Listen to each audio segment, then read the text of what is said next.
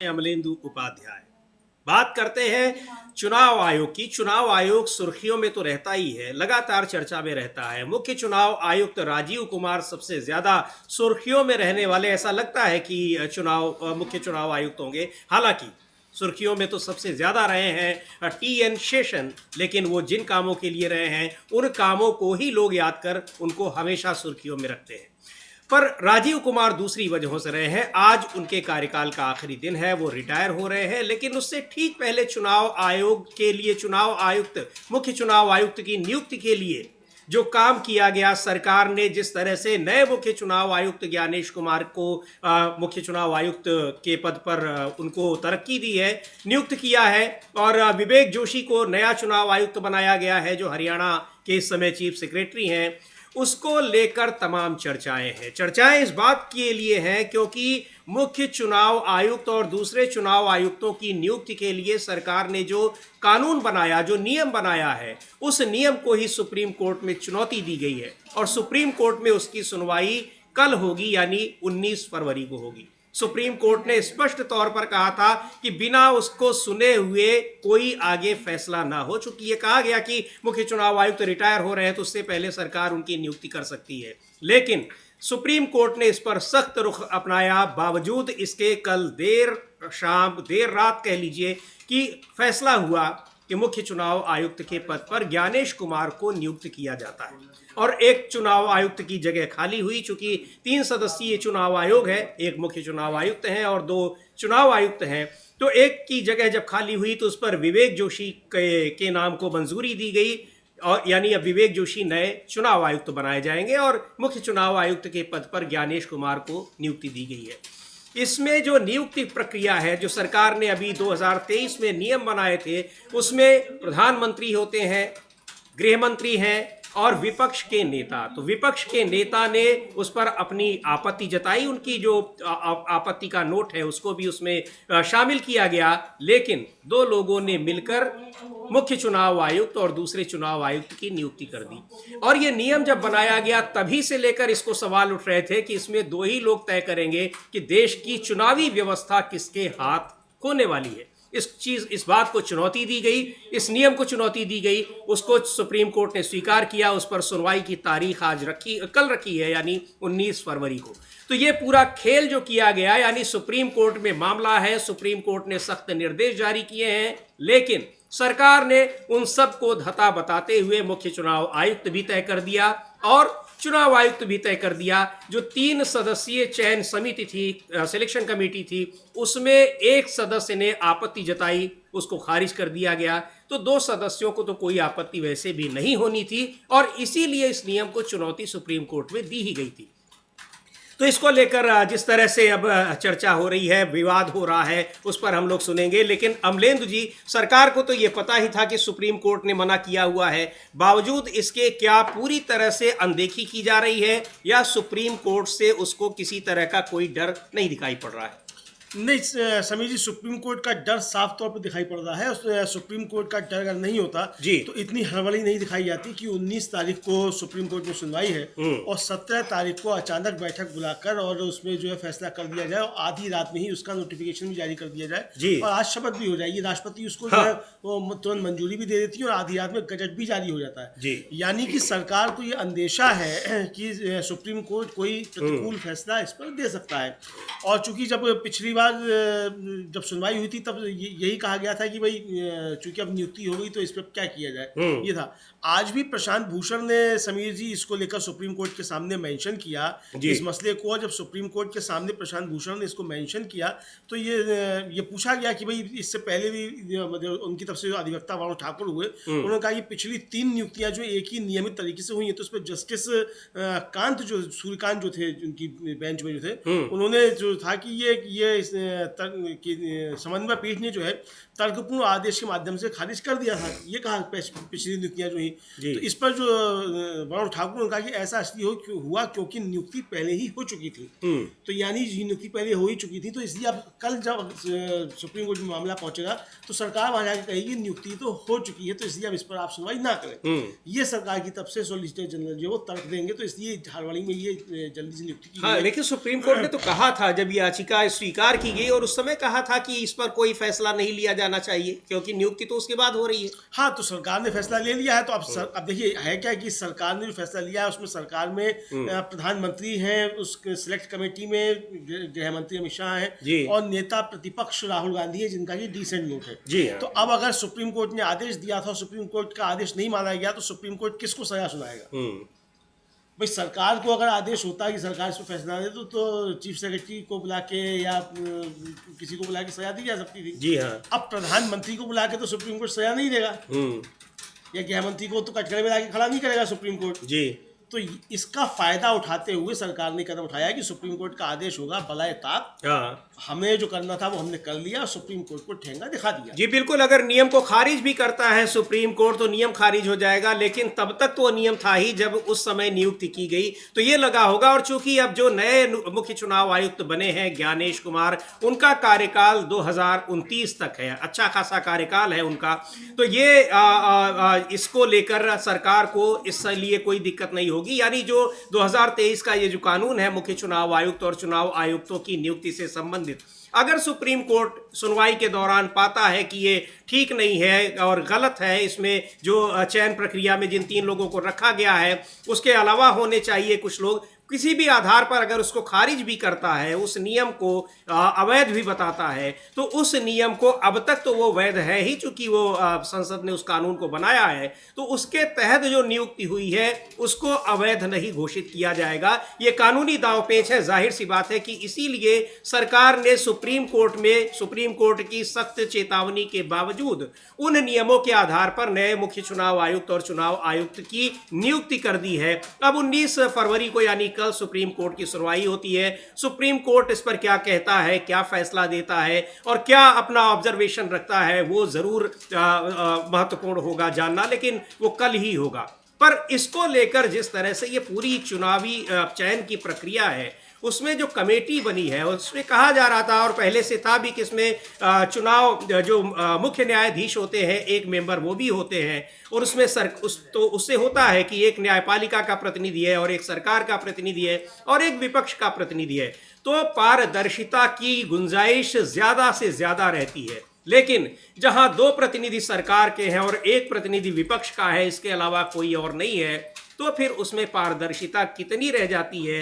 इसी वजह से उसी आशंका को देखते हुए इस पूरे नियम पर और उसके तहत अब जो नियुक्ति हुई है उस पर सवाल उठाए जा रहे हैं। कांग्रेस के नेता प्रमोद तिवारी क्या कहते हैं इसको लेकर, और जैसा कि अभी हम लोगों ने बताया कि राहुल गांधी उस चयन प्रक्रिया में थे, विपक्ष के संसद में लोकसभा में विपक्ष के नेता के तौर पर उन्होंने आपत्ति जताई। उनका जो इस नियम के तहत जो चयन किया गया है मुख्य चुनाव आयुक्त और चुनाव आयुक्तों का, लेकिन विपक्ष के नेता इस पर जाहिर सी बात है कि वो आपत्ति जता रहे हैं इस पूरी प्रक्रिया को, पर संदेह कर रहे हैं। यानी जो पारदर्शिता की बात होती है कि चुनाव आयोग जैसी संस्था को निष्पक्ष होना चाहिए, पारदर्शी होना चाहिए। अगर उस संस्था के शीर्ष पर बैठे लोग, उनका चयन पारदर्शी तरीके से नहीं होगा तो उनसे पारदर्शिता की कितनी उम्मीद की जाएगी, ये सवाल बहुत बड़ा सवाल है। बहरहाल सुनते हैं प्रमोद तिवारी क्या कह रहे हैं, कांग्रेस पार्टी के राज्यसभा सदस्य और राज्यसभा में पार्टी के उपनेता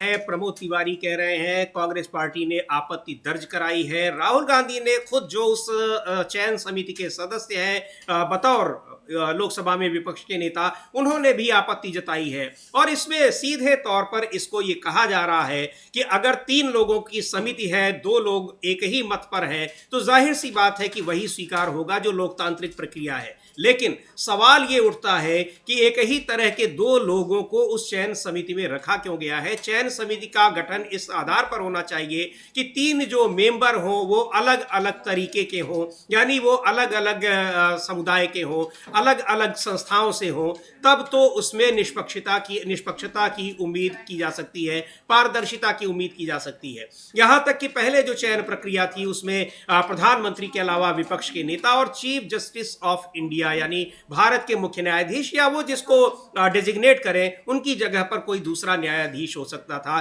तो इसमें यह होता था कि कार्यपालिका, विपक्ष और न्यायपालिका तीनों के मेंबर्स मिलकर चयन करते थे, और उसमें अगर दो लोग किसी एक नाम पर हैं या तो तीनों एक नाम पर हो तो सबसे अच्छी बात, क्योंकि इसके लिए कई एक सूची तैयार की जाती है जो एलिजिबल लोग होते हैं, उसके बाद उन नामों पर विचार किया जाता है। तो उसमें अगर तीनों एक ही किसी नाम पर सहमत होते हैं तो बढ़िया बात है, नहीं तो जिन पे कम से कम दो लोग अगर सहमत हैं तो उसको ओके कर दिया जाता है, उसको स्वीकृति दे दी जाती है। लेकिन अब तो जिस तरह से सरकार के ही दो प्रतिनिधि हैं उस चयन समिति में, एक प्रधानमंत्री है और दूसरे गृह मंत्री, तो विपक्ष के नेता की असहमति स्वाभाविक है। लेकिन ऐसी स्थिति में सरकार का ही कोई चहेता व्यक्ति मुख्य चुनाव आयुक्त और चुनाव आयुक्त बनता रहेगा अगर इस नियम के तहत होता रहा। इसी बात को लेकर आपत्ति रही, इसको चैलेंज किया गया सुप्रीम कोर्ट में और कहा गया कि यह संविधान की मूल भावना के अनुरूप नहीं है, क्योंकि चुनाव आयोग एक ऐसी संस्था है जो पूरी चुनावी प्रक्रिया को संचालित करता है। अगर चुनाव आयोग निष्पक्ष नहीं हुआ या उस पर लोगों को संदेह है तो वो पूरी चुनावी प्रक्रिया को कैसे वो ईमानदारी से कर सकता है और उसमें पारदर्शिता कैसे रह सकती है, बहुत बड़ा सवाल है। इसको लेकर सुप्रीम कोर्ट में इसको चैलेंज किया गया। सुप्रीम कोर्ट 19 फरवरी को सुनवाई करेगा, लेकिन उससे पहले ही उस नियम के आधार पर सरकार ने तय कर दिया दोनों नाम, यानी मुख्य चुनाव आयुक्त और चुनाव आयुक्त का, जिसको लेकर आपत्ति दर्ज कराई है प्रमोद तिवारी ने। केसी वेणुगोपाल कांग्रेस पार्टी के जो महासचिव हैं, उन्होंने भी एक लंबा चौड़ा ट्वीट किया है। क्या आपत्तियां हैं, क्या बातें कही हैं राहुल गांधी की, उन्होंने इस जो प्रक्रिया है उस पर जो सवाल उठाए हैं, क्यों उठाए हैं। वो लिखते हैं कि आधी रात को जल्दबाजी में सरकार ने नए केंद्रीय चुनाव आयुक्त की नियुक्ति की अधिसूचना जारी कर दी है। ये हमारे संविधान की भावना के खिलाफ है और जिसे सुप्रीम कोर्ट ने कई मामलों में दोहराया है। चुनावी प्रक्रिया की पवित्रता के लिए सीईसी को निष्पक्ष हितधारक होना चाहिए। संशोधित कानून ने सीईसी चयन पैनल से सीजेआई को हटा दिया और सरकार को सीईसी यानी मुख्य चुनाव आयुक्त का चयन करने से पहले 19 फरवरी को सुप्रीम कोर्ट की सुनवाई तक इंतजार करना चाहिए था। आम जल्दबाजी में बैठक आयोजित कर नए ईसी की नियुक्ति करने का उनका फैसला दिखाता है कि वे सुप्रीम कोर्ट की जांच को दरकिनार करने और स्पष्ट आदेश आने से पहले नियुक्ति करवाना चाहते हैं। इस तरह का घिनौना व्यवहार केवल उन संदेहों की पुष्टि करता है जो कई लोगों ने व्यक्त किए हैं कि कैसे सत्तारूढ़ शासन चुनावी प्रक्रिया को नष्ट कर रहा है और अपने लाभ के लिए नियमों को तोड़ मरोड़ रहा है, चाहे वो फर्जी मतदाता सूची हो, भाजपा के पक्ष में कार्यक्रम हो या ईवीएम हैकिंग की चिंता हो। सरकार और उसके द्वारा नियुक्त सीईसी ऐसी घटनाओं के कारण गहरे संदेह के दायरे में है। जैसा कि विपक्ष के नेता ने सही कहा, इस निर्णय को तब तक टाला जाना चाहिए था जब तक कि सर्वोच्च न्यायालय संविधान के अनुरूप इस मुद्दे पर निर्णय नहीं ले लेता। यही बात सबसे महत्वपूर्ण है, जो आपत्ति का सबसे महत्वपूर्ण बिंदु है कि आखिर 19 तारीख को जब सुप्रीम कोर्ट सुनवाई कर रहा है और सुप्रीम कोर्ट ने कहा भी है कि उस पर कोई फैसला तब तक न ले, तो सरकार इतनी जल्दबाजी में क्यों थी। तो जाहिर सी बात है कि सरकार जल्दबाजी में थी, क्योंकि इस नियम के तहत वो अपने चहेते व्यक्ति को मुख्य चुनाव आयुक्त और चुनाव आयुक्त बना सकती थी। कल को अगर इस नियम को खारिज कर देता है सुप्रीम कोर्ट, तो शायद जो नया तरीका अपनाना पड़ेगा, नई चयन समिति बनानी पड़ेगी और जैसी पहले थी, आखिर मुख्य न्यायाधीश को उस चयन समिति से क्यों हटाया गया, ये सवाल पूछा जा रहा है, इसीलिए संदेह है। तो इस चयन समिति के आधार पर हो सकता है कि सुप्रीम कोर्ट की सुनवाई के बाद उसको मौका न मिलता, लेकिन अब वो बना चुका है। तो सुप्रीम कोर्ट की सुनवाई में इस नियम को लेकर अब जो भी फैसला होगा तो उसको शायद बहुत ज्यादा नुकसान ना हो, इसी बात को सोचकर ये किया गया होगा। अमलेंदु जी, हाँ, इसके दांवपेच निकालने की कोशिश तो की गई समीर जी, लेकिन इसका नुकसान भी हो सकता है, क्योंकि अगर सुप्रीम कोर्ट कल फैसला दे देता है कि जो आपने नियम बदला था वो नल एंड वाइड किया जाता है, तो उस कानून के आधार पर की गई नियुक्तियां भी नल एंड वाइड हो जाएंगी। जी हाँ, यानी जब कानून ही खत्म हो गया, वो कानून ही उसको मान्यता नहीं मिली जब आपने बनाया था, तो उस कानून के तहत जो है फिर नियुक्तियां भी अवैध हो जाएंगी। मुझे अच्छे तरीके से याद पड़ता है समीर जी कि फूलन देवी जो थी, उनके ऊपर मुकदमे चले, उन पर डकैती जो अधिनियम बना था उसको मुकदमा लगाया गया और वो उनके ऊपर वो इसलिए खारिज किया गया क्योंकि जिस समय गिरफ्तारियां हुई थी, जिस समय के अपराध थे, उस समय वो कानून नहीं था, वो कानून बाद में आया, तो वो कानून उन पर लागू नहीं होता। इसी तरीके की चीज यहाँ भी होती है कि आपने जो कानून बदला है, सुप्रीम कोर्ट ने अगर उसको निरस्त कर दिया, तो फिर वो कानून जब निरस्त हो गया तो उस कानून के तहत नियुक्तियां भी निरस्त समझी जाएंगी और सुप्रीम कोर्ट साफ साफ आदेश दे सकता है कि ये नियुक्ति रद्द है। तो सुप्रीम कोर्ट चाहे तो उसको कर सकता है, क्योंकि उसके पास शक्तियां हैं कि सरकार के किसी बनाए हुए कानून को या संसद द्वारा बनाए गए किसी कानून को निरस्त कर दे। कई कानून ऐसे हैं जिनको निरस्त किया हुआ और सरकार बार बार उसको कानून सदन से पास करा लेती है, उसको फिर रोक लगा लेती है, क्योंकि संविधान की व्याख्या का अधिकार सुप्रीम कोर्ट के पास है और संविधान का कस्टोडियन भी सुप्रीम कोर्ट है। तो इसलिए ये, हालांकि ये बहस का मुद्दा लंबे समय से चल रहा है कि सुप्रीम कोर्ट की क्या सीमाएं हैं, हमेशा होता रहता है, हमेशा होता रहता है, और इस पर काफी बहस भी चलती रहती है, हर तरीके के तर्क आते रहते हैं। लेकिन अभी तक यही है कि सुप्रीम कोर्ट कस्टोडियन है। सरकार सुप्रीम कोर्ट के फैसले को संसद से निरस्त कर सकती है, लेकिन अगर सुप्रीम कोर्ट चाहे तो उस फैसले को भी फिर परख सकता है। ऐसे कई केसेस में हुआ है इस तरीके से। तो यहाँ भी ये हो सकता है कि सुप्रीम कोर्ट इस मसले को, इस कानून को निरस्त कर दे कि आपने जो संशोधन किया वो गलत है और नया जो है वो बनाएगा, कोई नया आदेश उस पर सुप्रीम कोर्ट पारित कर सकता है। तो ये, लेकिन जो चालाकी चली गई वो चालाकी यही चली गई है कि जाके कहा जाए कि साहब तो नियुक्ति हो चुकी है, अब आप इसमें हस्तक्षेप नहीं कीजिए। क्योंकि आपको याद होगा कि वो जो भारतीय जनता पार्टी की महासचिव थी और वो मद्रास हाई कोर्ट का जज उनको बना दिया था, उनके खिलाफ मुकदमा सुप्रीम कोर्ट पहुंचा और वो सुप्रीम कोर्ट में सुनवाई होने से पहले ही थे वो जल्दी से उनकी शपथ करा दी गई, ताकि अगर सुप्रीम कोर्ट कहे तो फिर उसके बाद वो लंबी प्रक्रिया हो जाएगी, क्योंकि अब तो शपथ हो चुकी है। शायद गौरी कुछ नाम था है ना, वो था। हालांकि सुप्रीम कोर्ट ने उनके पक्ष में ही फैसला दिया वो गया, लेकिन वो जल्दी कराई दी गई शपथ, ताकि सुप्रीम कोर्ट का अगर कोई आदेश आए तो ये आएगी अब तो साहब वो जज बन चुकी हैं, अब तो ये प्रक्रिया लंबी और सुप्रीम कोर्ट अब किसी शपथ लेने के बाद जज को इस तरीके से नहीं हटा सकता। तो यहाँ भी ये पेच फंसाने की कोशिश की गई है, ऐसा लगता है, लेकिन ये कितना कामयाब होगा, क्योंकि वो सुप्रीम कोर्ट के जज का मामला अलग है, ये नियुक्ति का मामला है और एक संवैधानिक संस्था की नियुक्ति का मामला है, और ऐसी नियुक्ति का मामला है कि जिस कानून को सुप्रीम कोर्ट ने रद्द कर दिया था, आपने उसको नल एंड वाइट करके सदन से पास करा लिया, यानी कि वो सुप्रीम कोर्ट के आदेश को आपने चेंज किया और सुप्रीम कोर्ट फिर उस आपने जो संसद से पास कराया उसको निरस्त कर सकता है। तो यहाँ पेचीदा मामला दूसरा है, इसलिए जो है यहाँ सरकार घिरी हुई नजर आती है। सुप्रीम कोर्ट भी जो है लगता है हैरान है, हालांकि सुप्रीम कोर्ट ने सवाल पूछा कि भाई ये कैसे कर दिया, और पहले भी तो इस पर नियुक्तियां हो चुकी हैं। तो जो याचिका करता थे उनके वकील गौरव ठाकुर ने कहा कि चूंकि पहले नियुक्तियां हो चुकी थी उस कानून के तहत, इसलिए जो था वो सुप्रीम कोर्ट ने कहा कि अब तो नियुक्तियां हो चुकी हैं। यहाँ लेकिन सुप्रीम कोर्ट ने पहले कहा था आप इस पर कोई फैसला नहीं लीजिए। अब सवाल यही है कि अगर इस पर फैसला ले लिया गया है, तो अगर फैसला ले लिया गया है और जो चयन समिति का एक सदस्य है उसका इस पर डिसेंट नोट भी है, तो ऐसे में समीर जी मुझे लगता है कि प्रतिकूल फैसला भी सुप्रीम कोर्ट की तरफ से आ सकता है और सरकार भी अच्छे तरीके से समझ रही है कि इस पर प्रतिकूल फैसला सुप्रीम कोर्ट की तरफ से आ सकता है। इसीलिए सरकार ने आधी रात में जो है नियुक्ति की है। अब उन जो नियुक्ति की है जिनकी उनकी लेकर बहुत सारे सवाल उठ रहे हैं, क्या अमित शाह के कितनी नजदीकी हैं, क्या भारतीय जनता पार्टी के अंदर भी कोई एक सत्ता संघर्ष चल रहा है।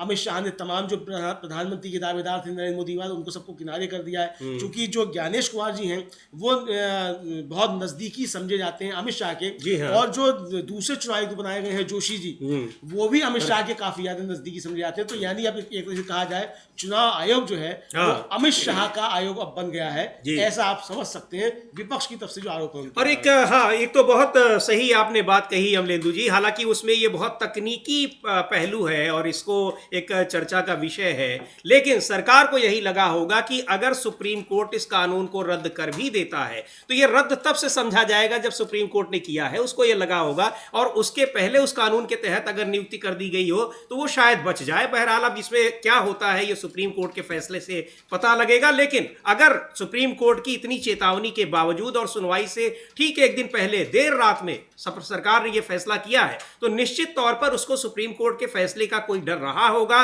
और शायद ये तकनीकी पहलू कानून का जो है उसकी आड़ लेने की उसकी ये रही होगी कि इस आड़ में इसके तहत की गई नियुक्तियां ये बच जाएंगी। क्या होता है उस पर जरूर हम लोग देखेंगे कल का क्या होगा, लेकिन इसको लेकर जो नियुक्ति की गई है एक बड़ी संस्था है, संवैधानिक संस्था है, और एक तरह से कहा जाए कि देश की जो लोकतांत्रिक व्यवस्था है उसका एक बहुत बड़ा कस्टोडियन कह लीजिए, उसका रखवाला कह लीजिए, वो उसके लिए जिम्मेदार है चुनाव आयोग। उस पूरी संसदीय व्यवस्था हमारी जो है, जो पूरे लोकतांत्रिक व्यवस्था है, एक तरह से उसको तय करने की जिम्मेदारी, उसको बनाए रखने की जिम्मेदारी चुनाव आयोग पर है। लेकिन ऐसी संस्था अगर सवालों के घेरे में आती है, नियुक्तियों के उसकी नियुक्तियां, उसके शीर्ष अधिकारियों की नियुक्तियां अगर संदेह के घेरे में आती हैं, तो एक बड़ा सवाल है, हमारी पूरी लोकतांत्रिक व्यवस्था पर सवाल है, संवैधानिक भावनाओं पर सवाल है। और जिस तरह से विपक्ष कह रहा है वो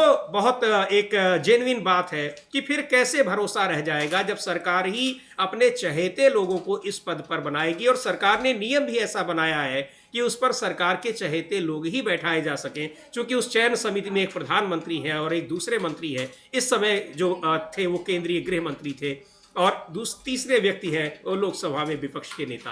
तो जाहिर सी बात है कि दो लोग एक मत होंगे और उस पर स्वीकार कर लिया जाएगा जिस नाम की संस्तुति की जाएगी, जिस नाम का पर विचार करने के लिए रखा जाएगा वहां पर। लेकिन महत्वपूर्ण बात यह भी है जो अभी आप जिक्र कर रहे थे अमलेंदु जी, कि पहली बार किसी बड़े पद पर एक ऐसी नियुक्ति हो रही है जिसमें प्रधानमंत्री मोदी के करीबी नहीं, पिछले 10 साल में जब से प्रधानमंत्री मोदी का शासन चल रहा है, ये पहली बार एक बड़ी नियुक्ति ऐसी हो रही है जो सीधे तौर पर केंद्रीय गृह मंत्री अमित शाह के करीबी व्यक्ति हैं। ये चर्चा हो रही है। हाँ बिल्कुल समीर जी, ये चर्चा हो रही है और बड़ा संकेत, राजनीतिक संकेत इसका है।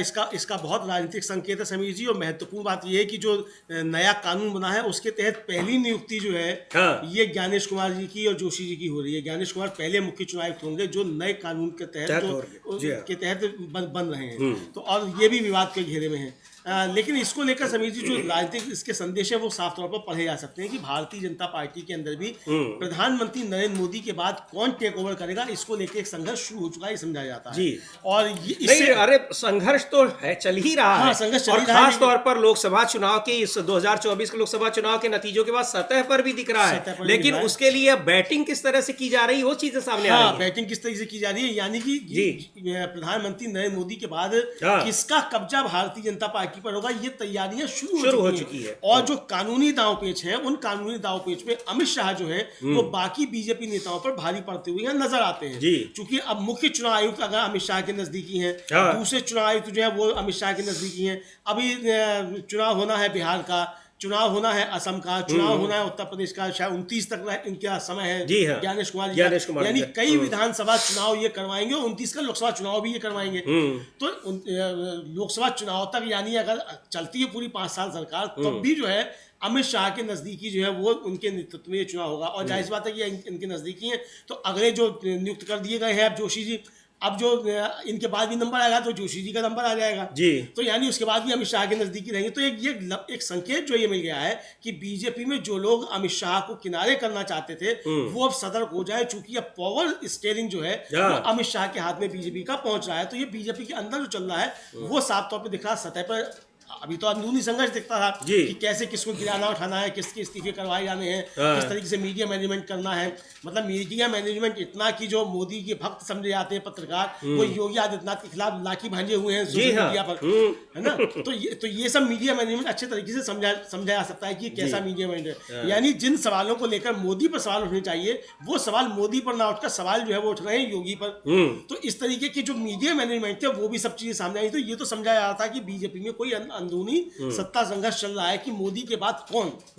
लेकिन मोदी के बाद कौन की जो राजनीति है उसमें अमित शाह अब आगे बढ़ते हुए नजर आते हैं और वो मोदी के बाद अमित शाह इसको टेक ओवर करेंगे, ऐसा समझा जा सकता है। अब यहाँ आरएसएस का कोई रोल नहीं है। आरएसएस का काम है पन्ना प्रमुख तैनात करना और करना, तो अमित शाह संभालेंगे। तो अमित शाह के लिए अब आरएसएस काम करना शुरू कर दे, ये मोहन भागवत के लिए भी एक संकेत हो सकता है समीर जी। संकेत ही हो सकता है। और अमलेंदु जी, संकेत पहली बार नहीं मिला है, प्रधानमंत्री नरेंद्र मोदी की ओर से बहुत पहले से ही संकेत मिल चुका है कि उनके उत्तराधिकारी उनकी तरफ से कौन है। और अब एक जो कहा जा रहा है कि ये जिस तरह से नजदीकी बताई जा रही है मुख्य चुनाव आयुक्त और चुनाव आयुक्त की, तो अब ये भी अब देखने में आ रहा है कि कैसे उसके लिए पूरी तैयारी की जा रही है। और जो आयोग इस बड़ी संस्था पर अब तक लग रहे हैं, खासतौर पर जो मुख्य चुनाव आयुक्त आज रिटायर हो रहे हैं, उनके ऊपर जिस तरह से सरकार के लिए, सरकार के फेवर में काम करने का प्रधानमंत्री मोदी और गृह मंत्री अमित शाह के इशारे पर काम करने के आरोप लगते रहे हैं विपक्ष की ओर से, वो अब लग रहा है कि इस जो नियुक्ति हो रही है मुख्य चुनाव आयुक्त और चुनाव आयुक्त, अब वो अपने को कितना संभाल पाते हैं देखने वाली बात है। लेकिन जो उनकी नियुक्ति की प्रक्रिया ही अगर सवालों के घेरे में है तो आगे बच पाना बड़ा मुश्किल है। लेकिन जो आप कह रहे हैं कि मोदी के बाद कौन, तो ये उसी दिन पता लग गया था कि प्रधानमंत्री नरेंद्र मोदी की निगाह में इस सवाल का जवाब क्या है, जिस दिन राजनाथ सिंह को गृह मंत्रालय से हटाकर और गृह मंत्री बना दिया गया था अमित शाह को। जी बिल्कुल बिल्कुल, उसी दिन संकेत मिल गए थे। हालांकि थोड़ा सा सम्मान रखा गया था उनका, राजनाथ सिंह का, कि शपथ जब दिलाई गई तो दूसरे नंबर पर उनको शपथ दिलाई गई, लेकिन वो शपथ दिलाने से कुछ मामला बदलने वाला नहीं, ये संकेत तो मिल गए थे। हालांकि समीर जी, इसको लेकर राहुल गांधी की एक पुरानी बाइट जो है वो हम लोगों के पास है, जो उन्होंने लोकसभा में कही थी मुख्य चुनाव आयुक्त की नियुक्ति को लेकर, और वो काफी ज्यादा महत्वपूर्ण मुझे लगता है कि उसको अगर सुन लिया जाएगा तो बेहतर रहेगा, तो आगे चर्चा करने में थोड़ी सुविधा रहेगी। जी बिल्कुल, चूंकि राहुल गांधी भी उस चयन समिति में रहे और राहुल गांधी ने अपनी आपत्ति दर्ज कराई, लेकिन उसको लेकर उन्होंने पहले ही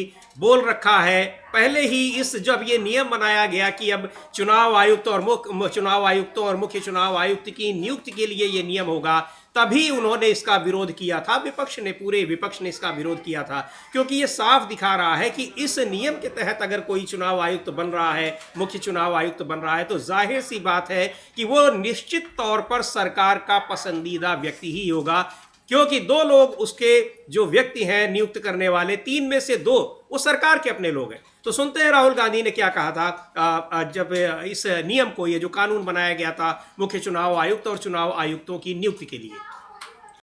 Request for them to fulfill. The reason I am saying this, sir, is because the rules have been changed. This is not just said in isolation. Speaker, sir, the election commissioner used to be chosen by the Prime Minister, Leader of Opposition, and the Chief Justice. Sir, the Chief Justice was removed from that committee. Why? Why? This is a question, sir. This is a question to the Prime Minister. Why was the Chief Justice removed from the committee? Now, in a few days, I am going to go to the meeting. I am going to go to the meeting. There's going to be Mr. Amit Shah and Mr. Modi ji. And there's going to be me. 2 to 1. Why am I even going to the meeting? What is the purpose of me going to the meeting? I am only going to the meeting to certify what Modi ji and Amit Shah ji are going to say. Right? Whereas if the Chief Justice was there, there could be a discussion. Chief Justice and Leader of Opposition could say, no, we don't agree. So, there seems to be a calculated strategy. Now, just prior to the Lok Sabha, the election commissioner was changed and 2 new election commissioners were placed. Yes. We know that the election dates were changed. Yes. We know that the elections were postponed. These are facts. These are not things I am inventing. So, हास्यास्पद बात भी है, और वही राहुल गांधी कह रहे हैं कि जब एक संस्था के जो प्रमुख हैं उनकी नियुक्ति के लिए 3 लोग हैं, जिनमें 2 सरकार के लोग हैं, एक प्रधानमंत्री है और दूसरे गृह मंत्री, तो तीसरा मेरे होने का मतलब ही, विपक्ष के नेता के होने का मतलब ही क्या रह जाता है। बहुत बड़ा सवाल है कि आखिर उस नियुक्ति प्रक्रिया से मुख्य न्यायाधीश को क्यों हटाया गया, सरकार ने ये नया नियम क्यों बनाया, ये बहुत बड़ा सवाल है, सवालों के घेरे में है। सुप्रीम कोर्ट में सुनवाई चल रही है, लेकिन सुप्रीम कोर्ट में सुनवाई होने से पहले ही उस नियम के तहत नए चुनाव आयुक्त और मुख्य चुनाव आयुक्त बना दिए गए हैं। अब इस जो संस्था ये बनी, अब इसमें जो नए मुख्य चुनाव आयुक्त और चुनाव आयुक्त होंगे, इनके जरिए ये पूरी चुनावी प्रक्रिया कितनी पारदर्शी हो पाएगी, देखने वाली बात है।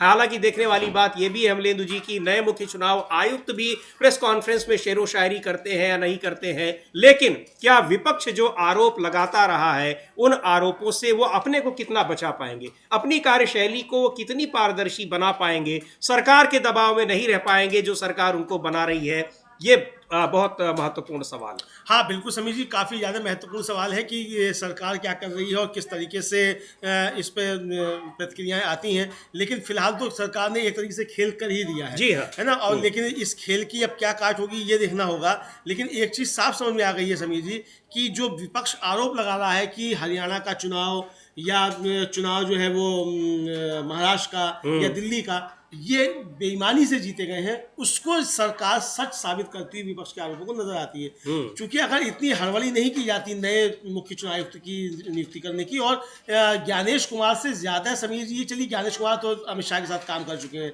गृह मंत्रालय में भी काम कर चुके हैं, सहकारिता मंत्रालय में भी काम कर चुके हैं, ठीक है, नजदीकी समझ में आता है। लेकिन हरियाणा की जो चीफ सेक्रेटरी जोशी साहब है, उनको चुनाव आयुक्त बनाना जो है, ये साफ तौर पर संकेत देता है कि हरियाणा का चुनाव जिताकर दिया गया है, जीती नहीं है भारतीय जनता पार्टी, उसका इनाम जोशी जी को दिया गया है। तो विपक्ष के आरोप कहीं ना कहीं ये सच होते हुए नजर आते हैं। अगर कोई कमी नहीं थी और सब कुछ ठीक ठाक था और भारतीय जनता पार्टी को भरोसा है कि जनता उसके साथ है जी, तो कम से कम इतनी हड़बड़ी और इतनी जल्दबाजी करने की आवश्यकता नहीं थी। मान लीजिए अगर सीजेआई भी उस कमेटी में शामिल हो जाते हैं, सुप्रीम कोर्ट का फैसला आ जाता, तो अगर ईमानदार चुनाव आयोग है तो भारतीय जनता पार्टी को ईमानदार चुनाव आयोग से परेशानी क्या है? जी हाँ। अगर सीजीआई भी उस कमेटी में रहेंगे तो भारतीय जनता पार्टी की इसमें आपत्ति क्या है? जैसे कि जगदीप धनखड़ साहब की आपत्ति है कि साहब वो सरकार के जो एग्जीक्यूटिव ऑर्डर्स है उसमें न्यायपालिका हस्तक्षेप कैसे कर सकती है? बिल्कुल सही बात है, नहीं करना चाहिए न्यायपालिका एग्जीक्यूटिव ऑर्डर्स में। लेकिन मुख्य चुनाव आयुक्त की नियुक्ति जो है वो एग्जीक्यूटिव ऑर्डर नहीं है, बिल्कुल वो संवैधानिक संस्था के प्रमुख की नियुक्ति है, और उस संवैधानिक संस्था के प्रमुख की नियुक्ति है जिसके ऊपर डेमोक्रेसी को बचाए रखने और डेमोक्रेसी को सुचारू रूप से संचालित करने की सबसे बड़ी जिम्मेदारी है। तो वो आदमी निष्पक्ष होना चाहिए और वो किसी राजनेता से उसका या किसी दल से उसका कोई संबंध नहीं होना चाहिए। अब मैं सोशल मीडिया पर देख रहा था कि किसी ने लिखा कि जो नए मुख्य चुनाव आयुक्त साहब बने गए हैं, इनकी आगरा में कई फर्में हैं और सबके नाम जो है वो श्री राम के नाम से है। तो आपकी जो निष्ठा है वो, मतलब चलिए अमित शाह से छोड़ भी दिया है, तब भी आपकी निष्ठा जो मालूम पड़ जाती है आपकी निष्ठा किस तरफ है। तो ये सवाल विपक्ष लगातार जो समीर जी उठा रहा है, इस पर उमर अब्दुल्ला जो है उन्होंने राहुल गांधी की बात का समर्थन किया है।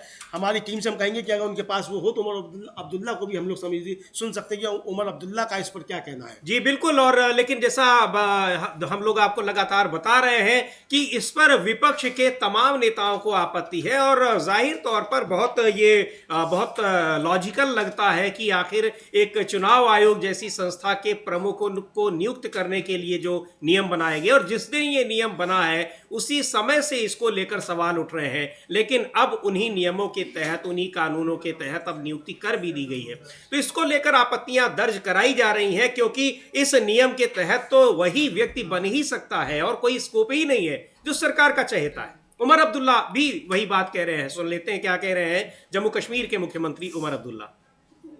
उमर अब्दुल्ला को विपक्ष के नेता है, उनका अधिकार है कि वो उससे सहमति जताएं या असहमति जताएं, लेकिन अपने को उन्होंने बचाने की भी कोशिश की है कि हम तो राज्य के नेता हैं, स्टेट के नेता हैं, केंद्र से हमारा क्या मतलब है। हालांकि सीधा मतलब है भी नहीं, लेकिन चुनाव आयोग वो संस्था है जिसका सबका, हर राजनीतिक दल का, हर राजनीतिक व्यक्ति का सीधा मतलब है, क्योंकि देश भर की पूरी चुनावी प्रक्रिया उसके हाथ में होती है, उसी के हिसाब से वो चलती है। और जिस तरह से पिछले कुछ समय से लगातार इस पूरी चुनावी प्रक्रिया पर सवाल उठ रहे हैं, उसको देखते हुए इस पद पर कौन व्यक्ति इसको लीड कर रहा है, शीर्ष पर बैठा व्यक्ति कौन है, ये बहुत मायने रखता है कि वहां पर किसको बैठाया गया है। और उसकी नियुक्ति से पहले ही, अगर हालांकि ऐसा नहीं कि पहली बार नियुक्ति को लेकर विवाद उठ रहे हैं, उससे पहले भी चुनाव आयुक्तों की नियुक्ति को लेकर विवाद हुए हैं, लेकिन ये विवाद तो अब ऐसा है कि पूरी उस नियम पर ही विवाद उठ रहे हैं। और सीधे तौर पर कहा जा रहा है कि एक पार्टी, जिस सत्तारूढ़ पार्टी जिसको चाहेगी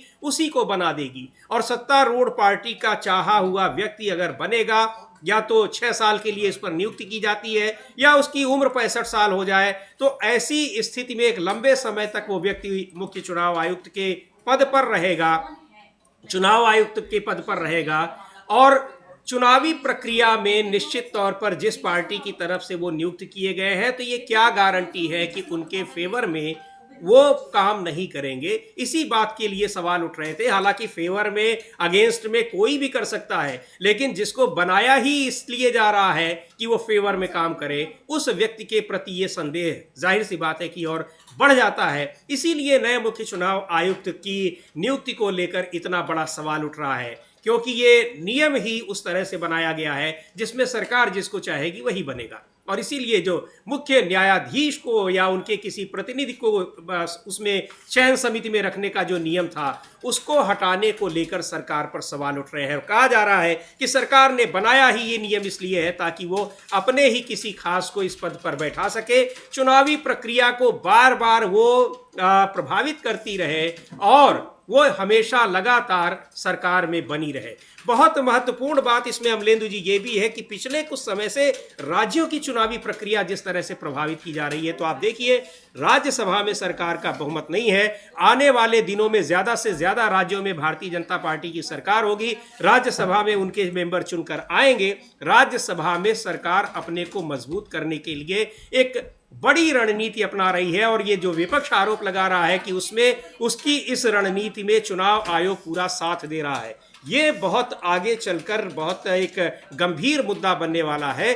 अगर राज्यसभा में भी सरकार का बहुमत उस तरह से रहा तो जो तमाम नियमों को, कानूनों को इस बार बहुमत में सरकार नहीं है भारतीय जनता पार्टी, वो राज्यसभा में बहुमत के जरिए अपनी उन चीज़ों को, अपने उन नियमों को, अपनी उन चाहतों को पूरा कर सकेगी जो लोकसभा में बहुमत ना होने की वजह से वो नहीं कर पा रही है। हाँ बिल्कुल समीर जी, ये साफ तौर पर समझा जा सकता है और ये असल में सरकार का लक्ष्य भी यही है कि विधानसभाओं में, राज्यों में ज़्यादा से ज़्यादा कब्जा किया जाए और फिर उसके बाद राज्यसभा में अपना पूर्ण बहुमत अकेले अपने दम पे कर लिया जाए। हालांकि अभी एनडीए को बहुमत हो गया है राज्यसभा में, हाँ। लेकिन भाजपा को अकेले नहीं है। तो अकेले भाजपा का राज्यसभा में बहुमत हो जाए ताकि फिर उसके बाद जो संविधान बदलने की चीज़ है वो की जा सके, संविधान को बदला जा सके। हाँ, ताकि वो तेलुगु देशम पार्टी, जनता दल यूनाइटेड, चिराग पासवान, ये लोग फिर उस तरह से दबाव न बना पाए। अभी तो ये है कि लोकसभा में भी उनका दबाव है और राज्यसभा में भी उनकी मदद की जरूरत है, तो ये एक दिक्कत अभी उसके सामने है। हाँ बिल्कुल बिल्कुल समीर जी, तो ये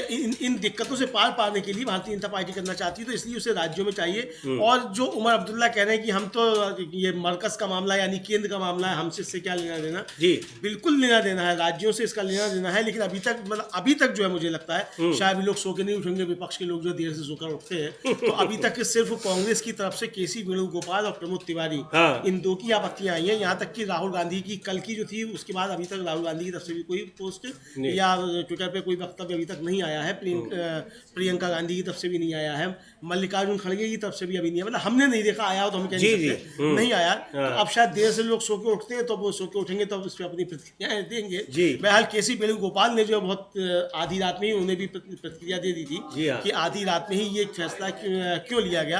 तो अब देखना है कि बाकी विपक्षी क्या प्रतिक्रियाएं इस पर आती हैं। बिल्कुल बाकी विपक्षी, लेकिन संसद में इस नियम को लेकर जिस तरह से विपक्ष की प्रतिक्रिया थी, इस नियम को, इस कानून को बनते वक्त ही उसकी आपत्ति थी, क्योंकि ये तो ऐसा कानून है जिसमें कहीं कोई साजिश जैसी चीज नहीं दिखाई पड़ रही है। सीधे तौर पर दिख रहा है कि सरकार सीधे एक ऐसा नियम बना रही है चुनाव आयुक्तों और मुख्य चुनाव आयुक्त की नियुक्ति के लिए जिसमें सरकार जिसको चाहेगी वही बन सकता है। यही बात उठा रहे हैं राहुल गांधी ने, संसद में भी कहा, विपक्ष के तमाम नेताओं ने आपत्ति दर्ज कराई और अब उस नियम के तहत नियुक्तियां हो भी चुकी हैं, बावजूद इसके कि सुप्रीम कोर्ट ने सख्त तौर से मना कर रखा था कि 19 फरवरी यानी कल वो सुनवाई करेगा और उसके बाद ये नियुक्ति की जाए। सुनते हैं कांग्रेस के नेता प्रमोद तिवारी ने इसको लेकर क्या कहा है। कई आपत्ति दर्ज कराई है, राहुल गांधी ने भी और कांग्रेस की तरफ से आपत्ति आ रही है।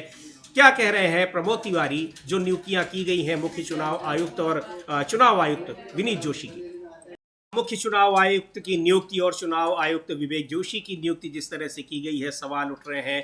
कांग्रेस के नेता अभिषेक मनु सिंघवी ने भी उस पर सवाल उठाए हैं, बड़े वकील हैं सुप्रीम कोर्ट के, सुनते हैं उनको भी। लेकिन ये मामला सुप्रीम कोर्ट में है, कल सुनवाई होनी है, लेकिन उससे पहले ही देर रात सरकार ने नियुक्ति कर भी दी। अब सुप्रीम कोर्ट में क्या सुनवाई होगी ये सुप्रीम कोर्ट अब तय करेगा, लेकिन नियुक्ति और सुप्रीम कोर्ट में सुनवाई के बावजूद ये इस तमाम सवाल उठ रहे हैं सरकार की मंशा को लेकर, सरकार ने ऐसा क्यों किया है। सुनते हैं अभिषेक मनु सिंघवी।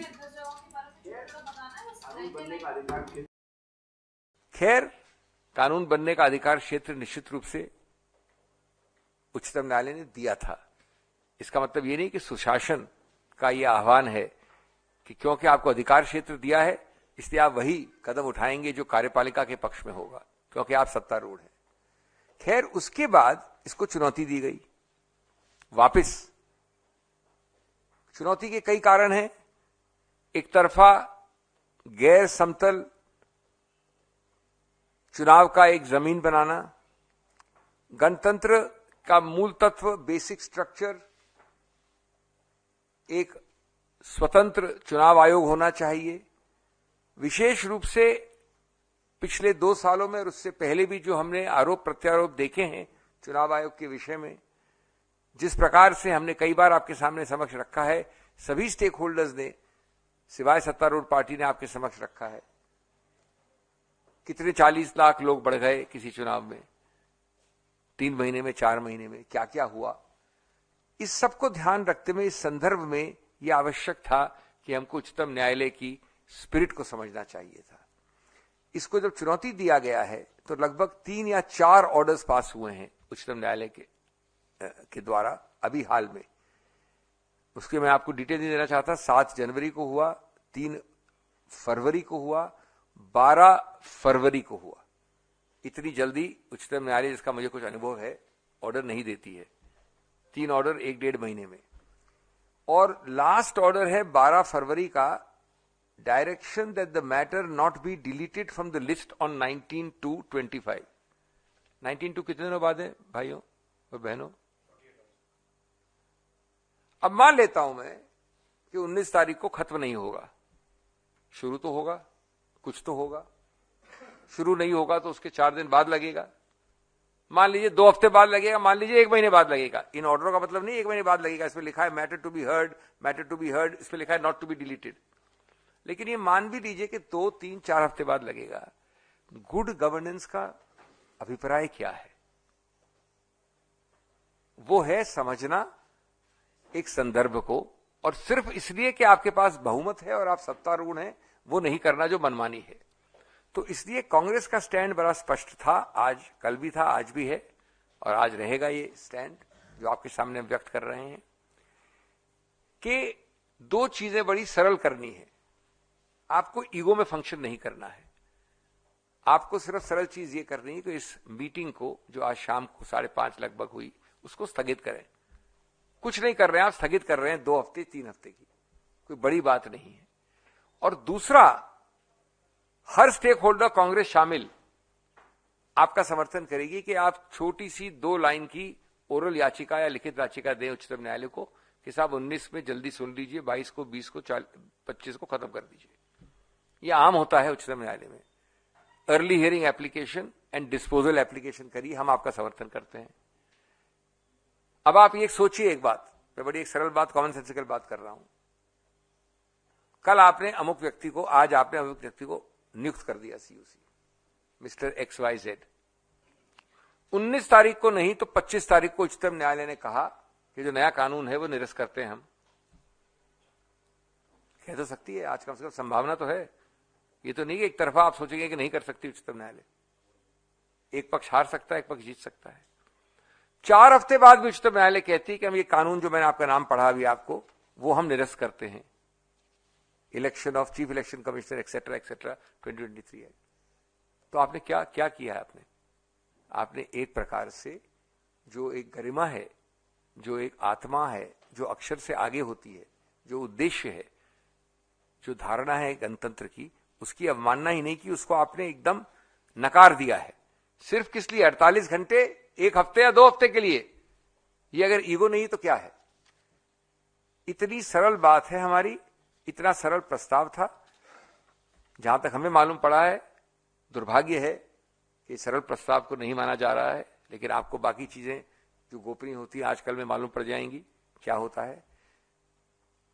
मैं समझता हूं कि बाय रिमूविंग और trying to keep the Chief Justice out of the appointment process as an independent entity, the government has made it clear they want only control but not credibility. And the most important thing for the EC is credibility. ये बड़ा स्पष्ट है कि जब इतने सारे मुद्दे शंका के घेरे में है, जहां तक चुनाव आयोग का सवाल उठता है, जो आपने पिछले 2 वर्ष में ज्यादा देखे हैं, लिखित रिप्रेजेंटेशंस देखे हैं, तो मोदी जी ने जो नए कानून से ढकेला है, उसको एक गणतंत्र और लोकतंत्र को अंधेरे में डाला है। और जो हमारी मांग है वो इतनी सरल है, इतनी छोटी है कि थोड़ी भी अगर ईगो कम होती और मनमानी करने की मंशा कम होती तो ये नहीं होता। ये हमारा स्टैंड बड़ा स्पष्ट है, हमने आपके सामने इसलिए रखा है।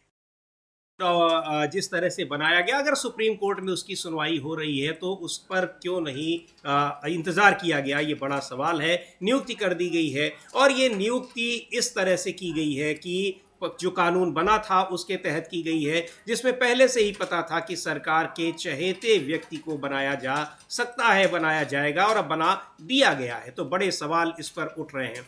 और एक बार रुख करते हैं उत्तर प्रदेश विधानसभा का। आज से वहां बजट सत्र की शुरुआत हुई है।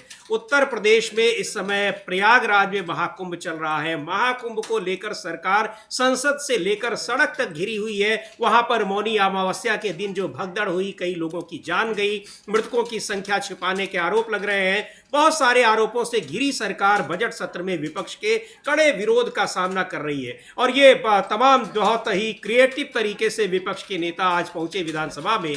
बजट 20 तारीख को पेश होगा, उसकी एक तस्वीर आप ये देख सकते हैं। ये जो विधानसभा में कैसे पहुंचे हैं, जंजीरें बांधकर, ये शायद उसको दिखा रहे हैं क्योंकि अतुल प्रधान है, भारतीय माफ कीजिएगा समाजवादी पार्टी के विधायक है और ये उसको वो याद दिलाना चाहते हैं किस तरह से अमेरिका से भारत के उन लोगों को आया गया जो तमाम बिना दस्तावेजों के वहां रह रहे थे, अवैध तरीके से बताया जा रहा है कि रह रहे थे, उनको जिस अपमानजनक तरीके से भारत भेजा गया है, हथकड़ी लगाकर, बेड़ियां पहनाकर। और प्रधानमंत्री नरेंद्र मोदी अमेरिका गए, उनकी डोनाल्ड ट्रंप से, राष्ट्रपति से बात भी हुई। उस बात के बाद अमेरिका ने फिर से दोबारा दो खेप लोगों की दो जत्थे भेजे हैं, उनको भी इसी तरह से भेजा गया है। तो ये प्रतिरोध दर्ज करा रहे हैं, जो कि उसमें कुछ लोग उत्तर प्रदेश के भी हैं, हालांकि ज्यादातर उसमें गुजरात, हरियाणा और पंजाब के हैं।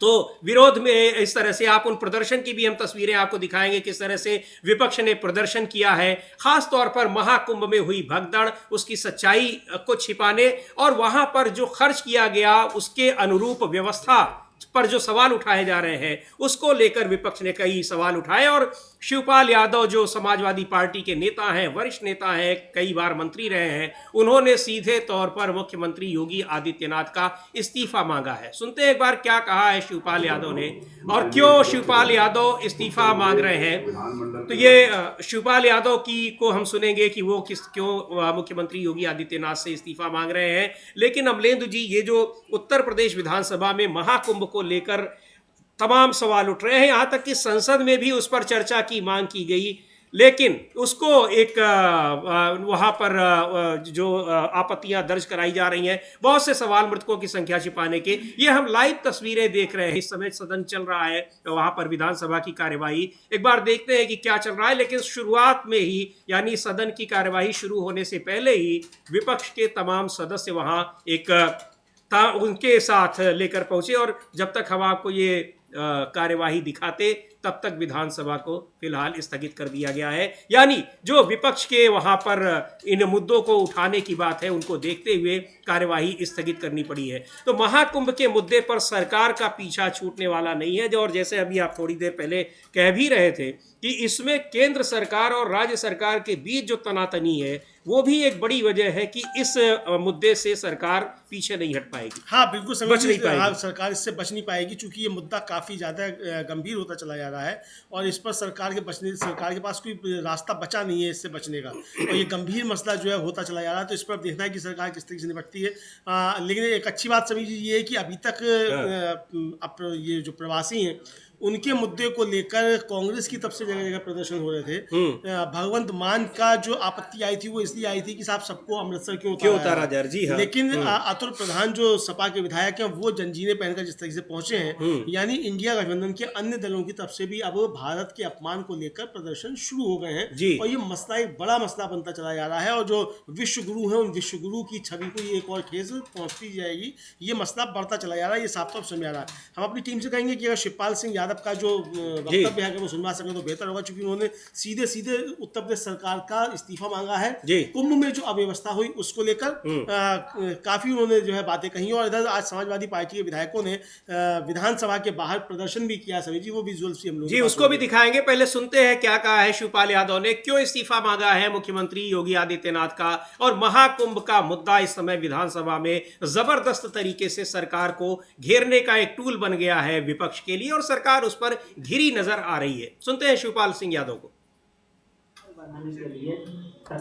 चाहिए, कह रहे हैं शिवपाल यादव, सरकार बिल्कुल अपनी कर्तव्य को निभाने में नाकाम रही है। वहां व्यवस्था नहीं है, व्यवस्था को नियंत्रित, ट्रैफिक नहीं नियंत्रित हो पाया है।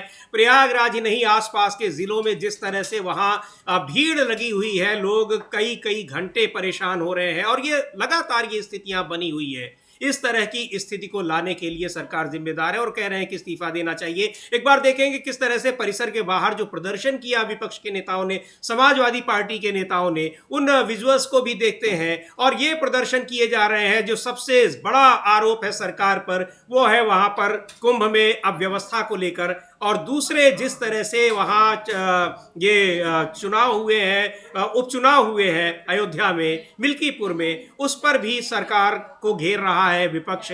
इन तमाम मुद्दों पर, इन सब के बीच में आज से शुरुआत हुई है विधानसभा में बजट सत्र की। तो प्रयाग में महाकुंभ का मामला, और जो सबसे बड़ा आरोप है कि मौनी अमावस्या के दिन जो भगदड़ हुई, 2-2, 3-3 जगह कई लोगों की जान गई, उस पर सरकार किस तरह से लीपापोती कर रही है। ये है जो तस्वीरें आप देख रहे हैं समाजवादी पार्टी के नेताओं के प्रदर्शन की। एक बार इसको फुल स्क्रीन पर हम देखते हैं। ये सरकार को इस मुद्दे पर इस समय जबरदस्त प्रतिरोध का सामना करना पड़ रहा है।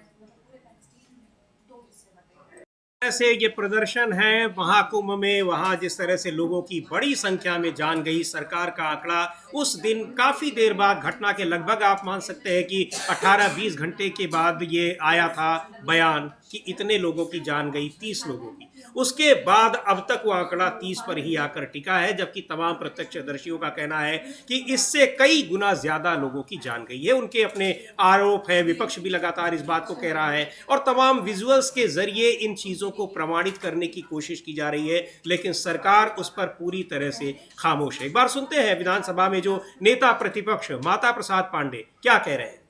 महाकुंभ की घटना का जिक्र नहीं था, वहां जिन लोगों ने जान गंवाई उनका कोई जिक्र नहीं था, सरकार की उपलब्धियों का जिक्र था, लेकिन विधानसभा में नेता प्रतिपक्ष माता प्रसाद पांडे ये उम्मीद कर रहे थे कि शायद सरकार ने नहीं बताया है, लेकिन अब सरकार की प्रमुख यानी राज्यपाल वो बताएंगी, जो संवैधानिक प्रमुख हैं, कि कितने लोगों की जान गई महाकुंभ में। ये उम्मीद उनको थी, लेकिन क्या, किस आधार पर वो ये उम्मीद कर रहे थे कि सरकार तो खामोश है। आखिर राज्यपाल तो वही अभिभाषण पढ़ रही थी जो उनको लिख कर दिया गया था, और सरकार की उपलब्धियां ही उसमें होती हैं। तो जब सरकार ने नहीं बताया है तो कैसे बता देंगी। लेकिन फिर भी अगर ये उम्मीद थी तो ये अपने आप में बहुत बड़ी बात है। लेकिन विपक्ष ने उनसे उसकी बात करने का, उसको अभिभाषण में अपने शामिल करने का उनसे अनुरोध किया, मांग की, और उसको लेकर वहां नारेबाजी भी हुई।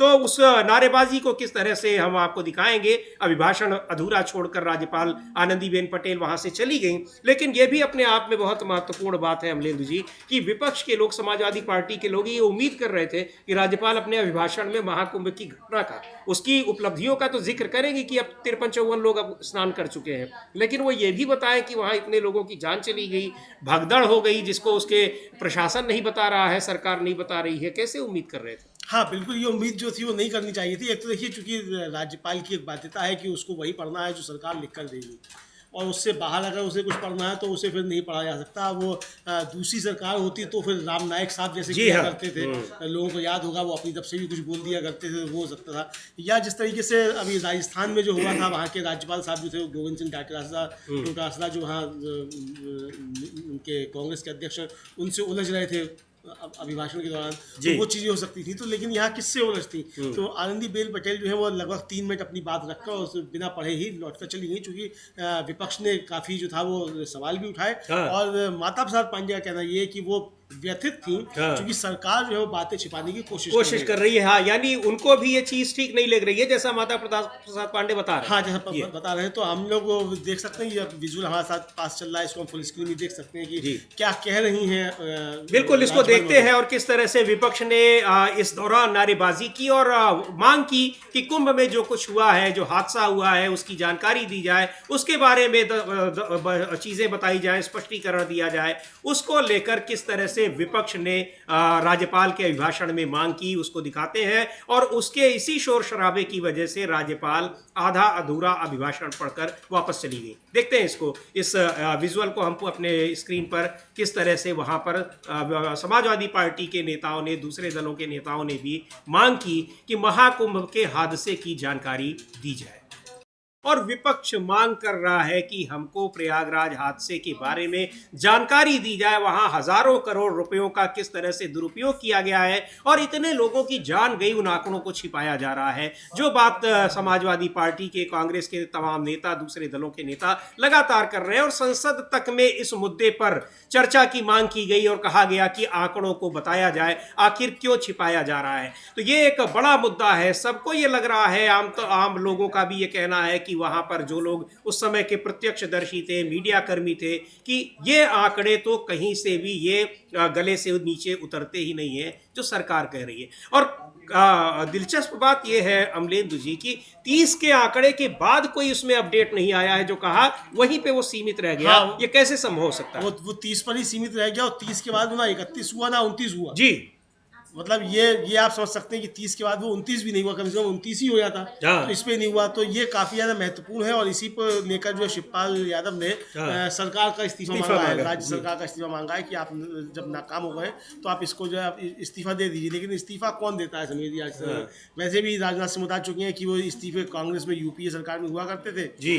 एनडीए है, ये बीजेपी है, बीजेपी में इस्तीफे नहीं हुआ करते। बिल्कुल। और यहाँ रेल मंत्री का इतना बड़ा हादसा हो गया, कई लोगों की जान चली गई और वहां पर रेल मंत्रालय के बयानों को आरपीएफ सीधे तौर पर उसका खंडन कर रही है कि वहां भगदड़ कैसे मची, अनाउंसमेंट गलत हुई, जिस प्लेटफॉर्म पर ट्रेन आनी थी बता दिया इन मौके पर कि दूसरे प्लेटफॉर्म पर आएगी, लेकिन रेल मंत्रालय ने पहले ही उसको खारिज कर चुका है, उसको भगदड़ मानने से इनकार कर दिया है। सबसे बड़ी बात यह है, बिल्कुल कुंभ में भी यही हुआ, जब वहां भगदड़ मची थी तो सीधे तौर पर जो पुलिस और प्रशासन के अधिकारी थे वो कह रहे थे ये भगदड़, कोई भगदड़ नहीं हुई। और वही बात नई दिल्ली रेलवे स्टेशन पर पिछले दिनों जिस तरह से भगदड़ हुई ट्रेन के गलत अनाउंसमेंट की कि प्लेटफॉर्म, किस प्लेटफॉर्म पर आनी है, कई लोगों की जान गई। वहां भी कहा जा रहा है कि 18 लोगों की जान गई है, लेकिन वहां भी मृतकों की संख्या उससे कहीं ज्यादा बताई जा रही है। पर सरकारी जो आंकड़ा है वो यही है, 18 के बाद वहां भी कोई अपडेट नहीं है। लेकिन तमाम लोग ऐसे मिल रहे हैं जो बता रहे हैं कि उनके साथ, उनके परिजनों के साथ क्या कुछ घटित हुआ है। तो सरकार ये आंकड़े, जो लोग सरकार की व्यवस्था से, उसकी कुव्यवस्था से, अव्यवस्था से परेशान हुए, उसमें उन लोगों ने अपने परिजनों को गंवाया, उनकी सही संख्या तक नहीं बताई जा रही है। ये तक आरोप लग रहे हैं कि जिन लोगों की जान गई उनके परिजनों को कैश में पैसे बांटे गए और ये कहा गया कि आप खामोश रहेंगे, कुछ नहीं बोलेंगे। बहुत गंभीर आरोप इस तरह के लग रहे हैं और उन्हीं की मांग की जा रही है। पहले संसद में मांग की गई, बजट सत्र में, बजट सत्र का अभी जब दूसरा पार्ट शुरू होगा निश्चित तौर पर तब भी ये मुद्दा उठेगा। और अब उत्तर प्रदेश विधानसभा में इसको लेकर विपक्ष सरकार को घेरे हुए है। हाँ बिल्कुल समझिए, विपक्ष सरकार को घेरे हुए है और सरकार जो घेरने को तैयार नहीं है किसी भी हालत में, ये आप समझ सकते हैं। और सरकार जो है उस पर सवाल उठ रहे हैं, लगातार सवाल उठ रहे हैं। और अखिलेश यादव ने भी लगातार सवाल उठाए हैं और अखिलेश यादव ने भी जो है ये कहा है कि ये सरकार जो है वो इसको सुझाव दिया जाए तो उसको आलोचना समझती है। तो यानी ये सरकार जो है हर तरीके से समझी घिरी हुई है। डबल इंजन की सरकार जो है उसको डबल इंजन की बजाय उन्होंने कहा है डबल ब्लंडर की सरकार। ये जो है वो अखिलेश यादव ने इस सरकार को कहा है। तो कुंभ से लेकर और दिल्ली में नई दिल्ली रेलवे स्टेशन तक और चुनाव आयोग से लेकर सुप्रीम कोर्ट तक डबल इंजन की, डबल ब्लंडर सरकार जो है समीर जी, वो घिरी हुई नजर आ रही है बकौल अखिलेश यादव। जी बिल्कुल घिरी हुई नजर आ रही है। और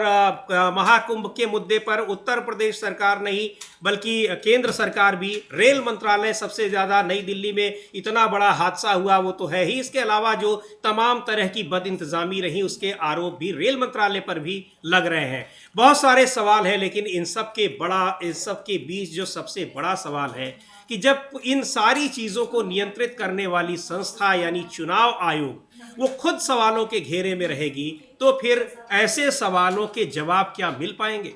जी हाँ, बात कर रहे हैं चुनाव आयोग की। चुनाव आयोग में मुख्य चुनाव आयुक्त और चुनाव आयुक्तों की नियुक्ति के लिए सरकार ने जो नियम बनाया वो नियम, उस पर आपत्ति रही, सुप्रीम कोर्ट ने उसको चैलेंज किया गया, सुप्रीम कोर्ट उस पर सुनवाई कल करेगा, लेकिन सरकार ने उस नियम के तहत नियुक्तियां पहले ही कर दी। अब विपक्ष उसको लेकर सरकार को घेरे हुए है। कल सुप्रीम कोर्ट में उस पर क्या चर्चा होती है, सुप्रीम कोर्ट का रुख क्या रहता है, सरकार की इस कार्यशैली को लेकर सुप्रीम कोर्ट का अपना क्या ऑब्जर्वेशन है, इन सब बातों के साथ आपके सामने फिर हाजिर होंगे।